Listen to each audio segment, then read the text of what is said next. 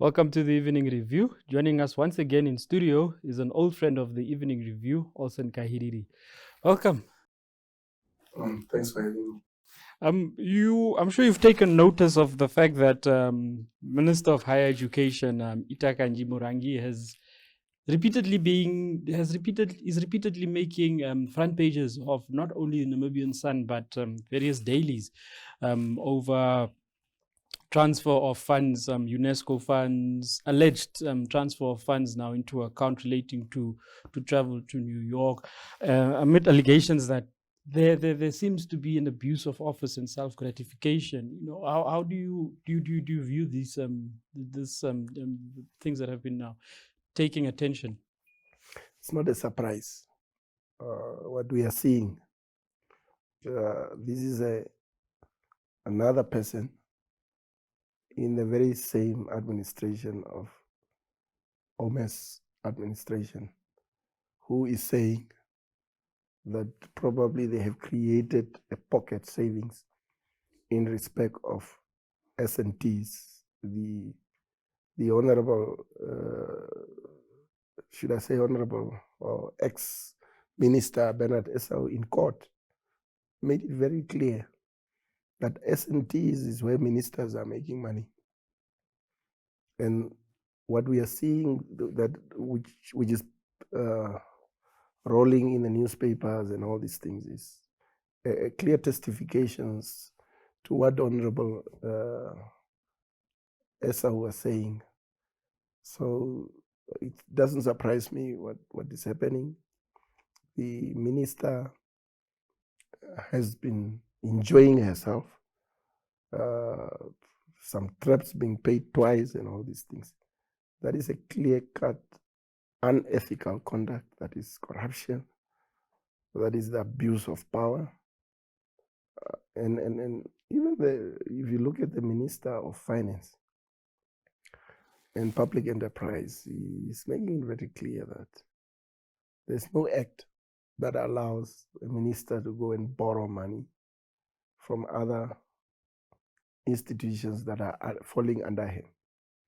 So it's a catastrophic chaos that Haki should answer to, because this very same person, Kandjii, or whatever her name is, that Kandjii, Minister of, I remember back in the time when we were demonstrating and looking for NASAF money, that lady was very arrogant.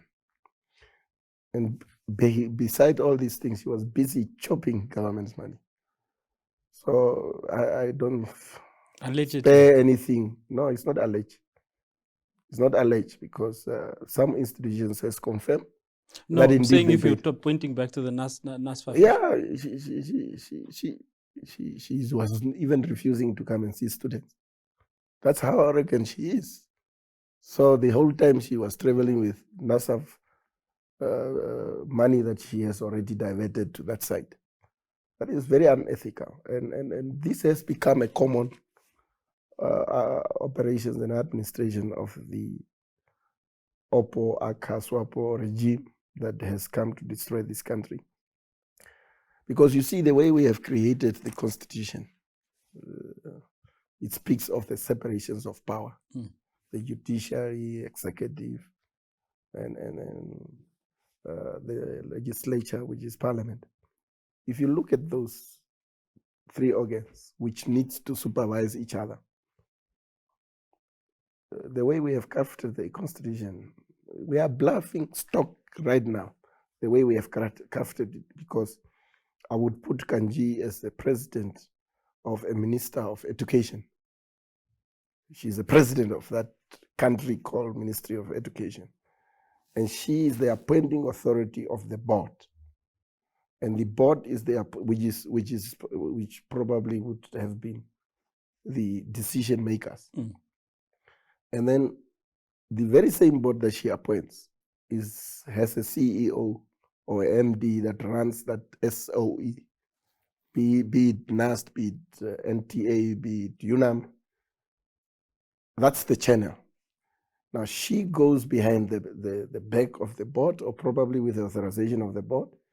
She asks a junior, which is the MD or the CEO, to give her money for traps, pay it in her personal account. That is crazy. And this person is not arrested. Welcome to Namibia, whereby we glorify people who are using the system to enrich themselves and protect them. Because today, mind you, even I have not raped, God forbid, but even I have not raped. When I'm accused of, there's a statement that says that I'm alleged to have raped, my explanation will come from custody.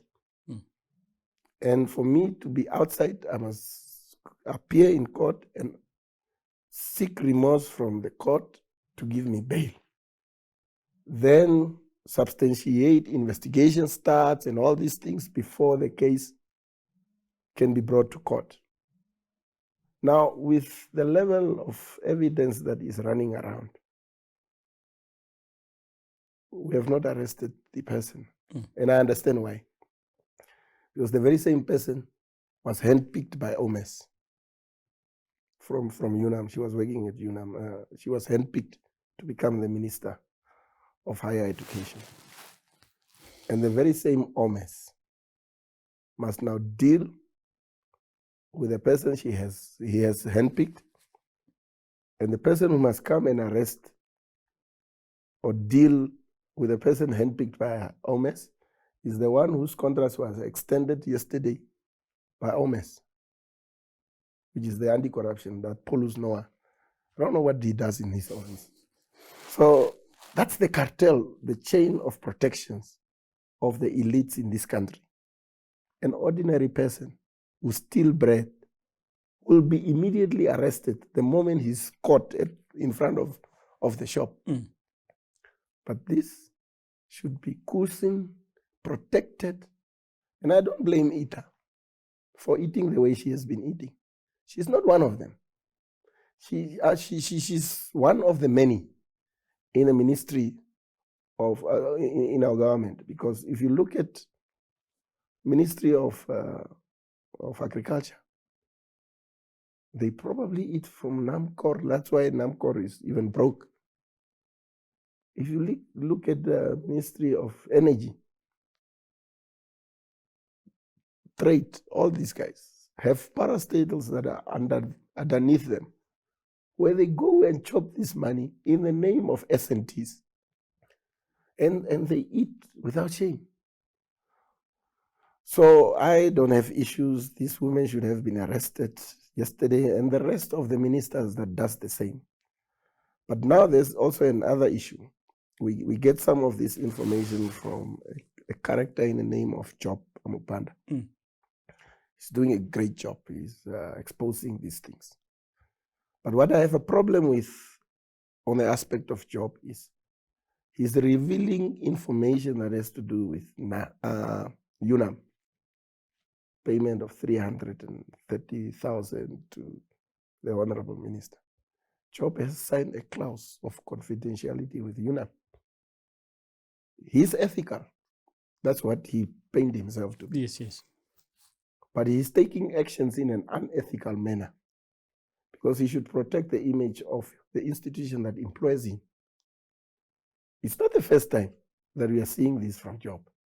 He did that with members of parliament, to which he was saying their assignment marks were below belt, while he has signed a confidentiality clause of not revealing these things. I do not have respect for anyone who's fighting for justice, who's doing it the unethical way. It will end you up in jail the very same way that the likes of Michelelo and D are arrested. Okay. Because you don't take the law into your own hands. So I think if NAS does not take disciplinary actions against him also. You mean UNAM now? Yeah, UNAM must take disciplinary actions, because how does their confidential information come into the public space? Okay. And then we've heard calls before we go for a break, or not we've heard calls, but there seems to be suggestions that the minister should either resign or that the president should ask her to step aside or fire her. What do you make of such views? person belongs in jail. Those options does not curb corruption. Those are just a protection that, okay, fine, the person is caught while stealing. Why do you wait for a person to resign who you find in the kitchen stealing state resources? That person belongs in jail. That person should have been arrested yesterday. That's the message that you could send to other ministers who are doing the very same things. Resign, call the person, explanation and whatever. No, that does not help. Lawyers threatening who and what. Those people took an oath to protect the resources of this country. They should not be given an opportunity to resign. They must be locked up. That's where they belong. Because they are depriving money that could have improved NTA, money that could have done research, money that could have been used for other important activities at those institutions. So why the remorse? Why is this person and other ministers who are doing the same, including the president, why are they special? Because it's us, the taxpayers, who are halting them to the positions of power where they are. And if they have messed up, why do we have mercy with them? We'll continue more on this conversation. Kindly do stay tuned. We'll be back after the break. Neo Paints has established a 67-year Namibian legacy, creating personalized paint solutions that blend quality and innovation for the Namibian people. We pride ourselves in being a 100% Namibian-owned company, investing in our country and our people by employing and empowering true Namibians. With every brushstroke, Neo Paints commits to our quality guarantee and always delivering a coat of excellence. At Neo Paints, we always stay true to our country. We are as Namibian as you.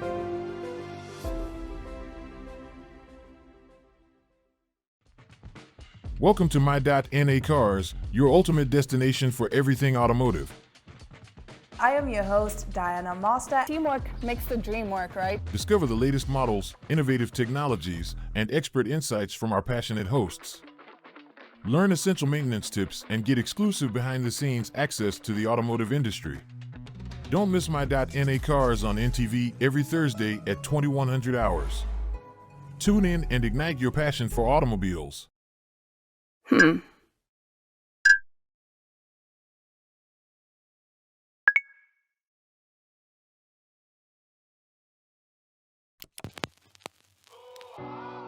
E-Ticket, your online ticket solution for events and event marketing, bringing you ease of mind and making sure that your event gets out there.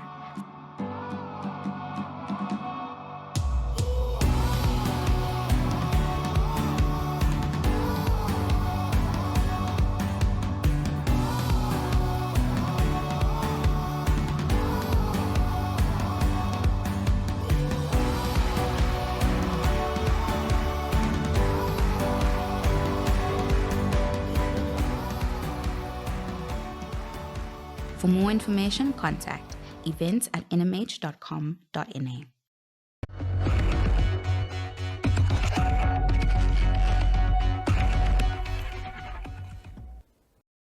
Welcome back to the Evening Review. Commissar, there's a contentious issue that has been making the rounds of late, and we've had the private members bill being passed by Member of Parliament Jerry Ekandjo, where the definitions for marriage have now been, where there are now certain new definitions that have come up. Firstly, what is your reaction to that development of the private members bill? You see, Chapter 19 of the Namibian Constitution allows for constitutional amendment. But as long as those constitutional amendments does not diminish or take away the rights enshrined in Chapter 3 of the Namibian Constitution, you can't do anything. Now, if your definitions comes to discriminate in terms of Article 14 of the Namibian Constitution, which is unambiguous. I can even read it on this platform. It's very unambiguous. It doesn't say who this family should be. The marriage should take place. It doesn't distinguish whether these men and women should not marry each other. It doesn't say that. So the moment you want to add something, it's against Chapter 19 of the Namibian Constitution, which stops you from amending the Constitution.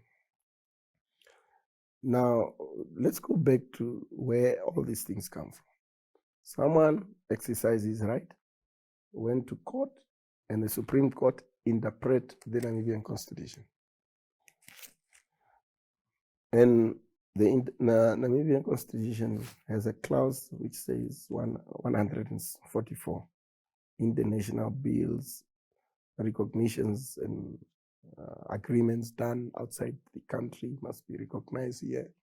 We don't need to rectify them, you just accept them. That clearly tells you that whoever has adopted this constitution could either not read or could not understand, or they hired a consultant to do it for them. Because the very same interpretations that the Supreme Court is interpreting is what is written there. And these guys are saying the Namibian Constitution is the highly crafted, best constitution ever in the world. Yes, because it's a liberal document.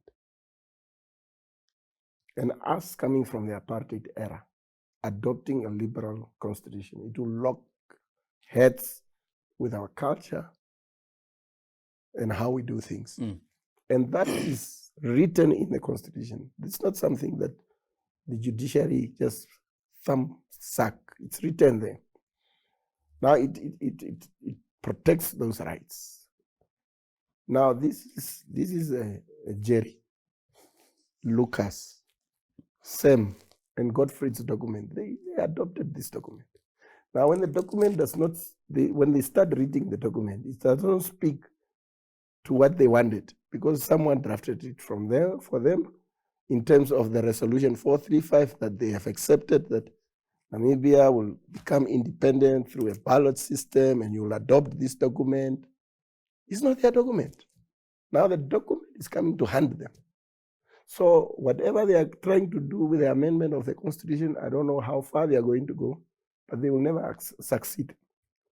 Because a person like me would protect this Constitution the way it's written, because that's where the foundations of this country is. Because this country is formed on the rule of law, and the Supreme Court are given the right to protect this Constitution.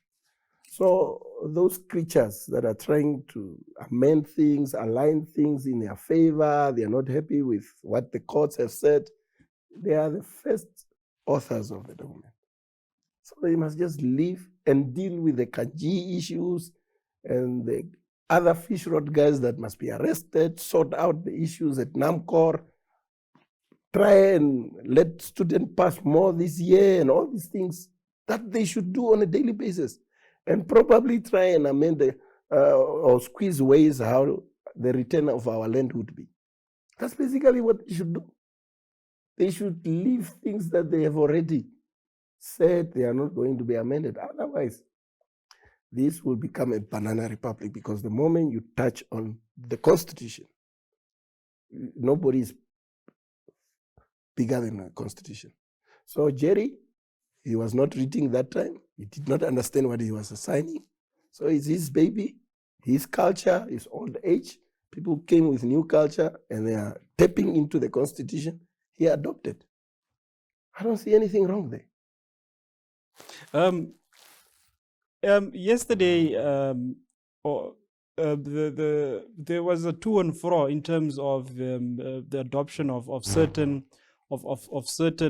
provisions, looking at either sentencing people who promote same-sex marriages or jailing them for a period of 6 years. How do you think it's realistic? Do you think that these things will be able to go through? And what do you make of that? I don't think those things will succeed. Why am I saying that those things will not succeed? Anything you craft must not violate the Constitution. Now, if you look at the Constitution from page 1 to the last page, it doesn't say sodomy is unconstitutionally wrong. It doesn't say that. What this Constitution does say is protects the right of men and women. They have the right to decide who their family would be, and they must be respected in those decisions. But what the Supreme Court has taken as a judgment is also misinterpreted by the very same characters who want to amend the Constitution. Because it says, respect what has happened in another country, but it does not say, practice that. I understand where people come in contention, because that creates a loophole for future engagements, that then you are discriminating us from these foreigners or from these people who legitimately got married out of the country and all these things. It's a crazy environment. Me, I'm a Herero. We have a culture. We don't accept same-sex marriages. We don't accept those things, and I also do not accept those things. But the unfortunate part is the forefathers of our Constitution has brought us here. They must take responsibility for for the journey that they have brought us, because it's them who brought us, and they are alive and trying to fix things which they have messed up. So it's a big debate that I can also not go deep into it, because it's an emotional issue. It affects people's lives. I don't care what the next person is doing, as long as it does not affect me or come to touch me and all these things. They can practice whatever they want to practice, as long as they don't touch on state resources, like the likes of Kandjii and Esau and all those guys. Then they will have issues with us. Yesterday, this bill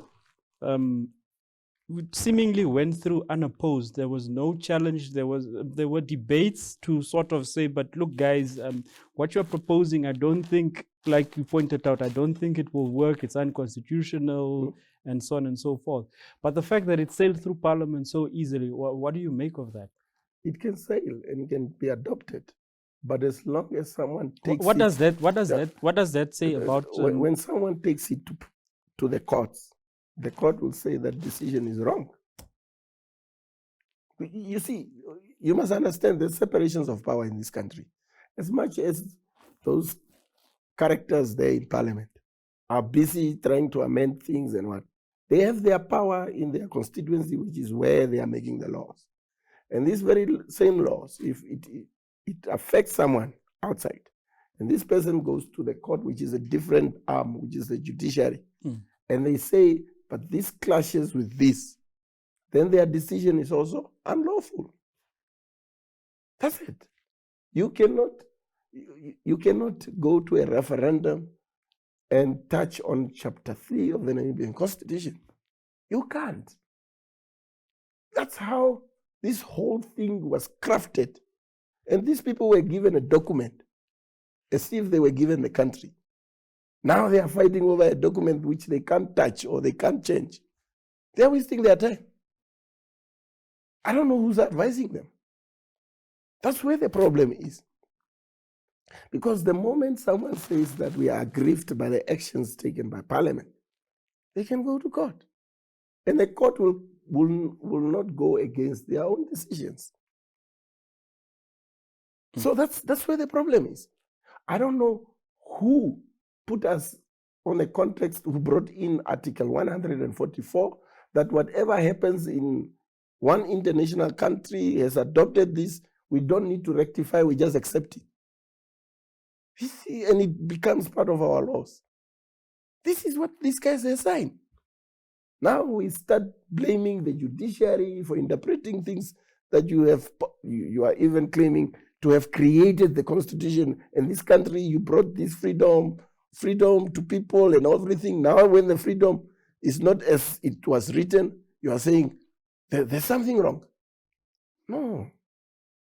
It's just like a blind eye, a one-eye man leading the whole blind people. This is Jerry signing the very same document. Today he's crying.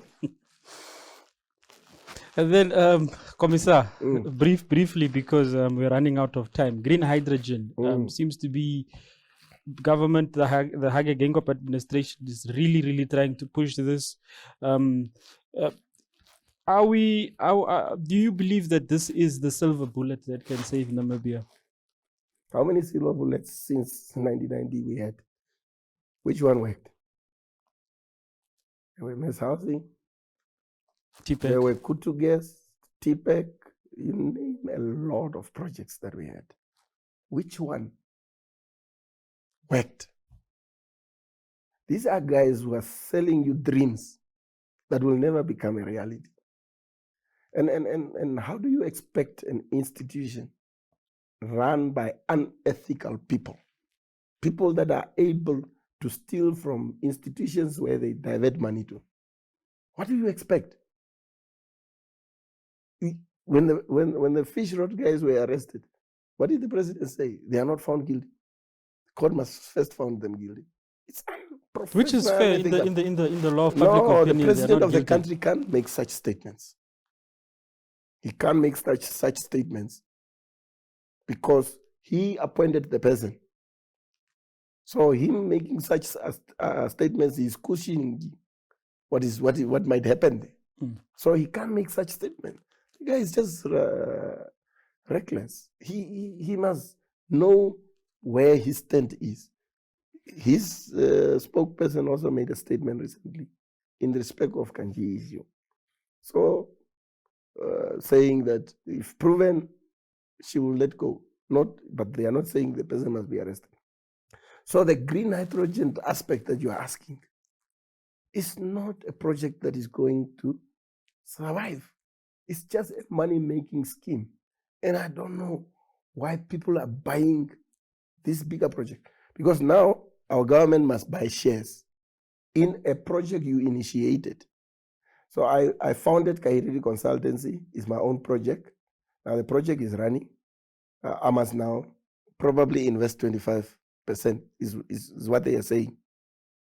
And then I've already spent taxpayers' money for this project to come up.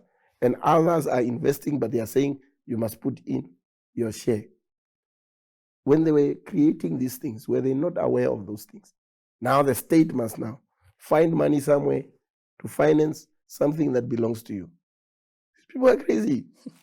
Thank you, Commissar. Thanks for having me. Thank you for tuning in. Good night.